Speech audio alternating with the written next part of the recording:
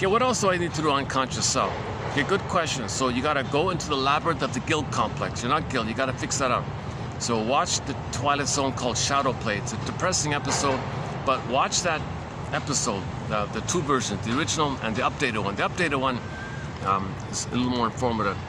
So Shadow Play. Okay, I'm making notes. Yeah, it's about a Groundhog Day nightmare. The guy's having a nightmare where in the nightmare the father says, "You're guilty, kaplunk." Sometimes the father is the judge, "You're guilty." Sometimes he's the district attorney, "You're guilty." Sometimes he's the religious guy, "You're a sinner, you're guilty." Oh my God. So in the story, he's trying to face this. Of what? Of what? They never tell him, but he's trying to find out. See, no one even knows, right? You got to find out. This is a lie. You got to face this. You believe this. Now you got to confront this lie, kind of thing.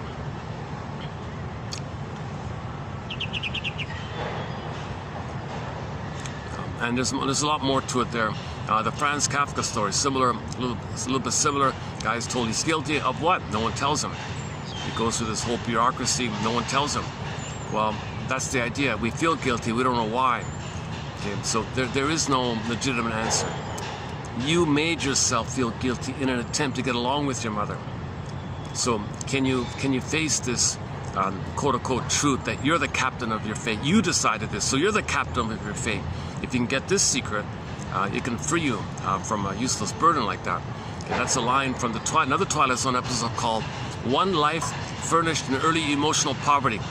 The closing narration, that's one of the best closing narrations from the Twilight Zone. One life furnished in early emotional poverty. Episode's okay and all that, but I'm talking about the closing narration. That's a key point there. It'll free you from dead cargo. They call it dead cargo from the Twilight Zone. On the topic of Twilight Zone, okay, Conscious Self. Watch Gabe's story about the traumatic script. You got to grab the pen, write your own script. You got to face the script, so that's spelled out there pretty clearly. Wong's Lost and Found Emporium. There's a lot of good stuff in that one. Take My False Life, Please. But the comedian guy, that's a good one. Howling Man is a key one. Man, oh man, Howling Man. Okay, season 2, episode 5, The Howling Man, the original Twilight Zone. Actually, at the same time, I would recommend listening to that compiler guy, a guy named Marcus. He talks a lot about the Howling Man one.